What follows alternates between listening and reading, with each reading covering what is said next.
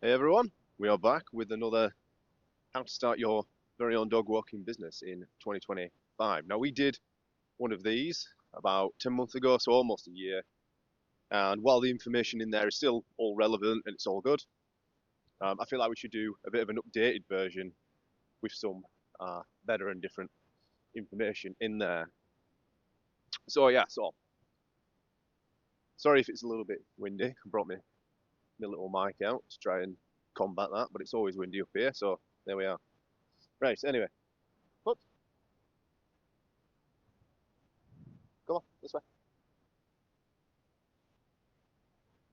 Right. First thing you guys need to do if you're even considering starting your own dog walking business, is to check that the market is there. I would do some local research, have a look on Facebook and stuff like that, and just like go around and see if you can see any other professional dog walkers doing the things, or if they've got websites up, or or anything on Facebook. Just do a little bit of market research.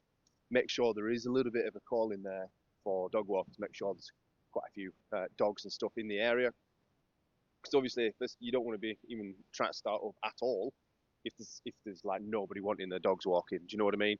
If you're in a place where people tend to walk their own dogs, um, because that's just the lifestyle that is there, work or whatever, and it's not much of a requirement, then unfortunately you're not going to be needed. So obviously, first thing I would do is actually do a little bit of research just to check that there's a little bit of scope there for you to start up your business.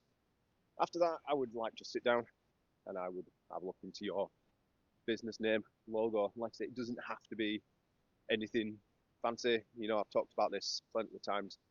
The business name could just involve dog of some kind, or the word dog, or canine, or walks, or hills, or hounds. Just whatever. Whatever. Like my my lab, he's called Odin. We just called mine Odin's Paws, Odin Paws Dog Walking, when we just stuck with that and went with that. There's loads of different ones. You can be fairly creative with it, but it doesn't need to be too over the top or anything, super fancy. As far as logo designs goes, you could, if you're quite good on Canva or whatever like that, and you can jot up something real quick. Like mine just started out with like a paw in a circle. It said Odin's paws, like within the paw itself. It wasn't anything super fancy or anything like that. It was just quite very basic, and then it evolved into what we've got now. I mean, if you use Canva, there is AI tools on there. You can put in a description of what you would like it to look like, and you could get there, and then you could go ideas. There are people out there that will create them for you if you wanted to go that route.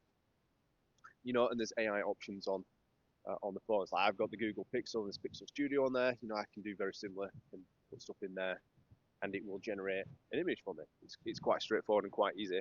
And sometimes it can just get brainstorming going, and you can figure out, what you want your logo to look like. And you like, I don't really quite like that. You can, you know what I mean? It doesn't need to be anything fancy. There are tools out there to get you guys started.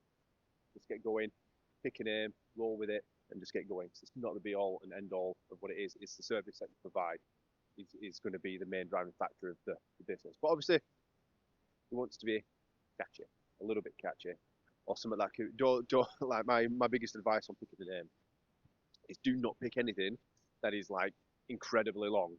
Sort of like 4 or 5 words long, just like short and punchy is absolutely ideal. So that's where I would go with that one. Wait, go on, out of it. So next, once you've decided that, I would have a jot down and decide what kind of services that you want to do. The bread and butter that you'll see most people doing is going to be group dog walks. That's where you can make a majority of your money. So group dog walks is going to be the bread and butter. If you're happy and comfortable doing group dog walks, stuff like that. There are so many other different services that you can do. There's solo dog walking. There's pet sits, house visits. If you wanted to go into training, eventually look for the right path to do that in. You could even do pet taxis. You could do wedding chaperone. That's something that I don't see a lot of people doing. There are a lot of different services that you can have. But if you're just starting out, then I would highly suggest that you stick to the absolute basics, which is going to be your group dog walks. And like I say, solo dog walks if you want to start working a bit more like close knit with like reactive dogs or things like that, if that's well within your skill set. But that's what I would do. Once you've got these few things in place and a general idea of what you want to do, you need to start looking at the insurances. you absolutely must have insurance. Like the dog walking industry and dog training industry and all these sorts of things, it's not a regulated industry. So what you do need to cover yourself and the dogs to make sure everybody's covered, everybody's safe, is you must have insurance. That is the absolute bare minimum thing that you need. I see people on the Facebook groups, saying, "Oh, I'm going to offer dog walking free. So if people want the dogs walking, I'm doing a walk anyway. Just message me if you want your dog to tag along." That's fine if you're doing it for free and you're not taking money and stuff. But I would still highly recommend that you have insurance in place. Everybody needs to be covered. Worst case scenario is anything happens to the dog and one of the owners decided, you was at fault, then you need to get that under. You need to get that under control. Like I say, insurance is the way to go. Do not take anybody's pet. Look after anybody's pet. Go on a walk anywhere. Take money off anybody unless you have insurance in place. That is the absolute bare minimum. And when you're looking for your insurances, you need to make sure that it's going to cover you for how many dogs you want to take out. So when I was mentioning services, you need to decide how many dogs, or if you're going to do group walks and things like that. Some insurances will only cover 4. Some insurances will only cover 6 dogs per group. Some insurances will cover an unlimited amount, which is basically that is dependent on the council. So if your insurance says it's up to your local council to tell you how many dogs you can take out, and your local council says you can take as many as you want, then you could click 20 dogs and off you pop. So, but yeah, obviously I wouldn't recommend that you do that. But yeah, so like I say, insurance needs to be proper. You need to make sure that your insurance is covered for your traveling and all the other things. Like, if you're going to do pet taxi, you need to make sure that, it's going to cover these things. So when you do your insurance, make sure it's going to cover these services that you've decided to go for. After this, you need to get some contracts in place. Like, none of it means anything really unless it's all signed for. So you need everything down on paper. You need a signed agreement and anything like that. So contracts have got to be in place, and your contracts should cover as much as absolutely possible. Any sort of scenario. So we have like we have a base the contract out, and it states like the price and all the terms and agreements and stuff like this, and to do with neglect, and if everything's covered. You need to make sure there's plenty of templates out there you can get online. We have one within the membership which you can use as a guide. But yeah, it should cover everything. So the contract should cover everything, all the legalities, all the pricing structure should be on there, how much you're charging. Just there's just a vast amount of information that needs to be covered on there. Also have a pet information sheet, so everything's covered. With the dogs, as much information on there as possible. So if the dog's got a scar already or a cut or something like that, you want to make note of that in the pet information sheet, so that if anything happened, they'd be like, well, they've got this cut, but it was there on your first walk. Just silly little things just all need to be covered and catalogued. And there's so many other things that you could put on there as well, sort of, where the dog is supposed to be put back on return, where do you want the dog keeping if it is slightly wet. Just things to make sure that the dogs are covered, you're covered, and the client's covered, and everything is on paper, and everything is in agreement, and everything's been signed for. And also, along to go with the contracts, the pet information sheets, you also need a vet release form, because a vet will not take care of a dog. I mean, they will in an emergency, obviously. No vet's going to kick you out, but they're not really going to take care of the dog if there's nothing signed for. A vet release form to say that the owner's given you permission to take the dog to that vet and get treatment if needed. It's never happened to happen so far, so let's keep it that way. But it's nice to have all this stuff under control and covered, just in worst case scenario.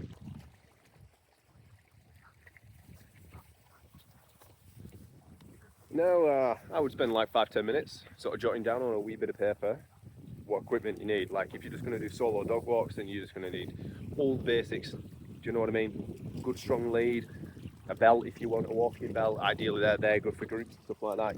Poo bags, just all the equipment that you're going to need. How are you going to transport them? If you're transporting them, you're going to need. If you're transporting them, you're going to need fitted crates.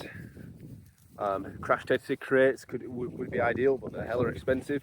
Fully fitted van if you're doing group dog walks, but you do not need a fully fitted van. You can do it. There are other options, like I do mine out of a car, but there's crates in the back and a setup and stuff like that. If you're going to do it in the car, you're going to need sort of hammocks, harnesses to clip them all in to make sure they're all safe and they can't get to the driver. You need to look at all the rules on this as well. And like I say, the rules state, well, especially here in the UK, that the dog cannot have access to the driver at all. Like basically when you move in, when you're stationary, they can't have access to you. That is like the ruling on it. So make sure all the dogs are placed appropriately within the car. So yeah, sit down, take a minute, figure out what sort of equipment you need, which will complement the services that you guys have decided to go with.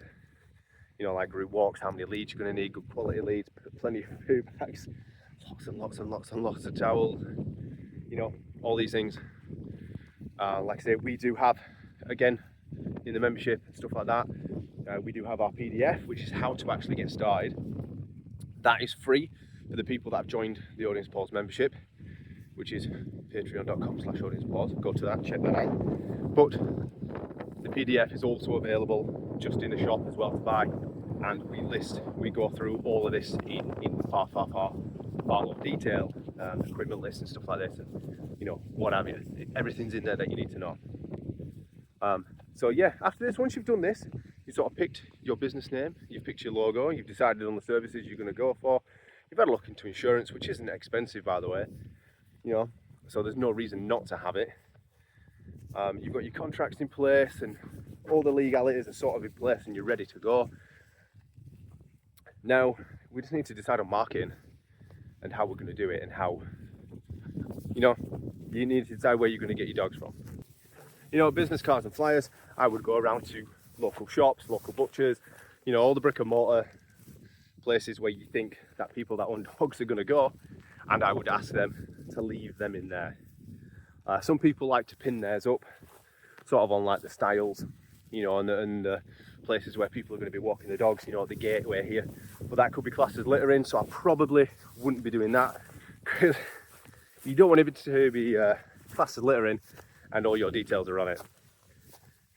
And also what I would do is I would set up your Facebook business page. Facebook is far better for getting local inquiries, because you can join all the local groups. You know, it's usually a town or a village or whatever with like the word talk or community after it.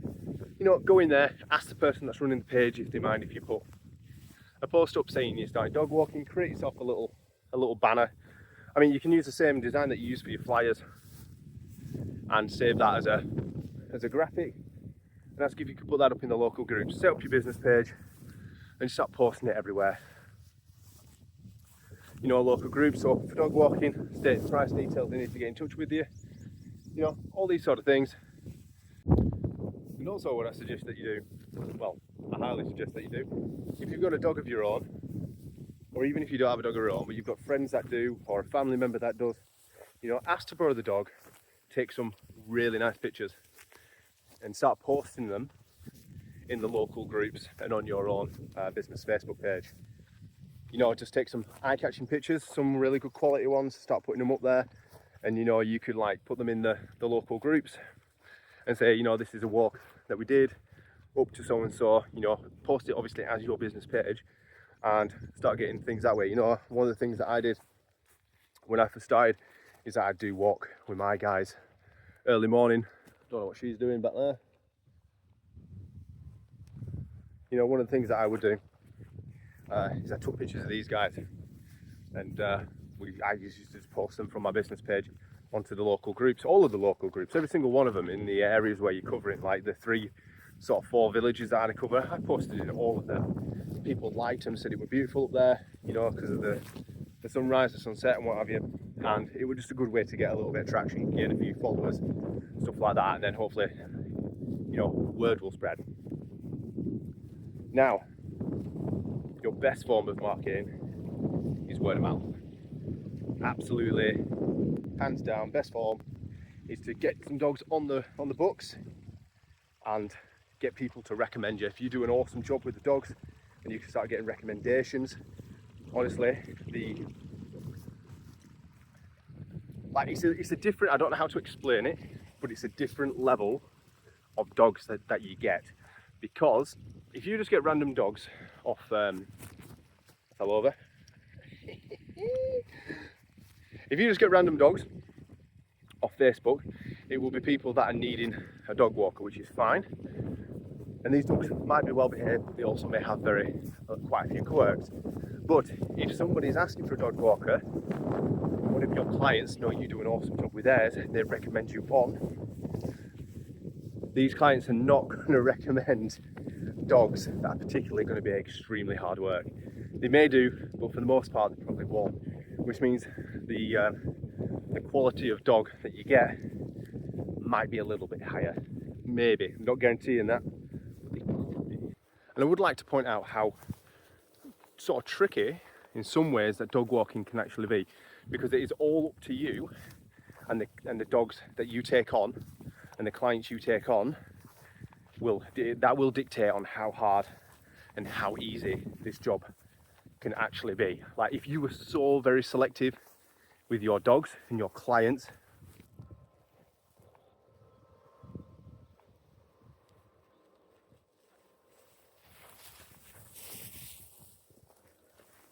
anyway, so like I say, it can be an easier or as hard as you guys want to make it. If you are very, very selective with the dogs that you pick the clients and the ones that you take on, you know, you pick the most well-behaved, the ones that have brilliant recall, the ones that walk nicely on a lead, the ones that are just generally well-mannered and good, not bolshy or in your face or barky or loud and things like this.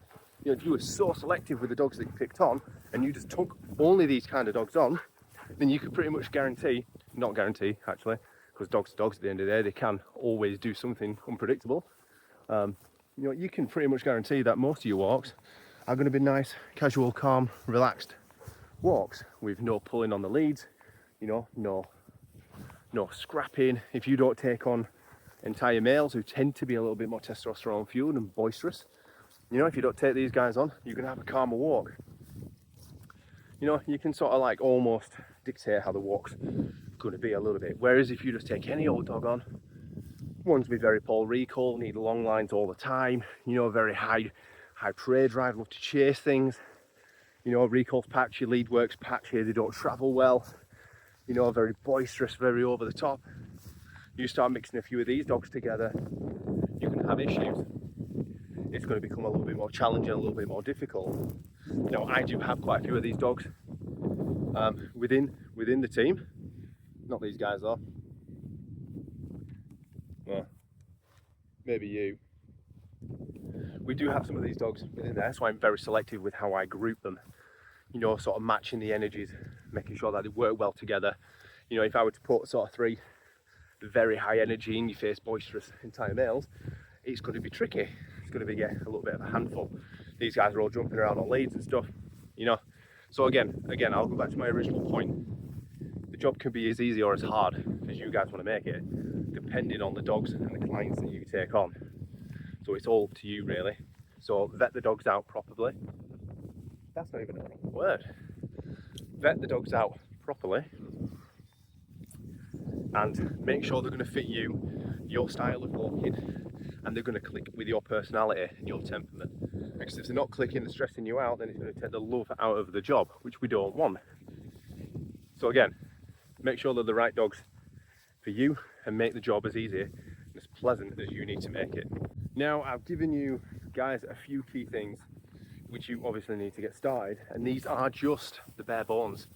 Like, there is so much more to it, but that is the bare bones.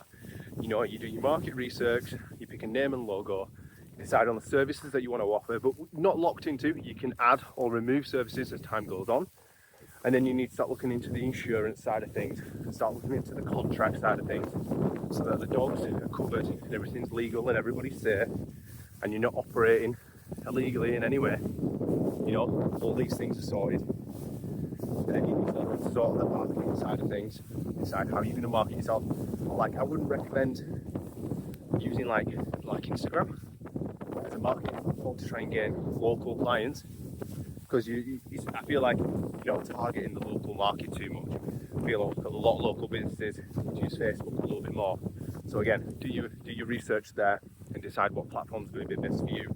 Get yourself some market, get yourself some flyers, some business cards, start handing them out in places, take some pictures, share them in some groups, and put a post up saying you're available walking business, and I would just do this every day or every other day. I know some groups have a policy where you can only advertise on a Sunday, but you know, you just got to make it work. Like I said, these are the bare bones. They are the essentials of the things that you need. You need to plan all this out before you get started. But if you are all in doubt, we do have a 7-day startup PDF, which sort of lays it out from like day 1 to 7 of all the things that you could do within a week to get yourself going, to get yourself started, and just give you the absolute basics. But if you want to expand from that and you're serious about getting going and starting up your own dog walking business, and you know, getting yourself outdoors with these legends, we do have the membership, which I'm going to be posting exclusive videos in there talking about managing energy, grouping dogs, and certain hits and tips and things like this. And like I say, all the PDFs and the books and stuff are all free for the members that are in there. Again, patreon.com/owningspaws, go check it out. Like I said, the downloads are in there. But if you don't want to be a part of the membership, the book, the PDF, which is filled with information, is there to purchase on the shop. And we spent a long time putting this together because it was clearly something that people were asking for.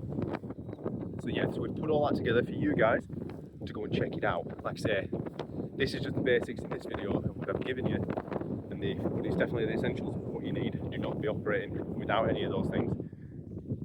But if you really want to take it a step further and really get as much information as you can, you know, get yourself onto there and have a look. So I hope this one has been a little bit better than the other one, a little bit more informative. And if it has, leave a like and leave a subscribe. It really does help the channel. I can't believe that we're over 800 subscribers, and the video that I originally did like this was like, it's like nearly 2,000 views, and now for a small channel like me, that is absolutely wild, but very much appreciated. So again, please do what you do, leave a like, subscribe, and I will catch you all in the next one.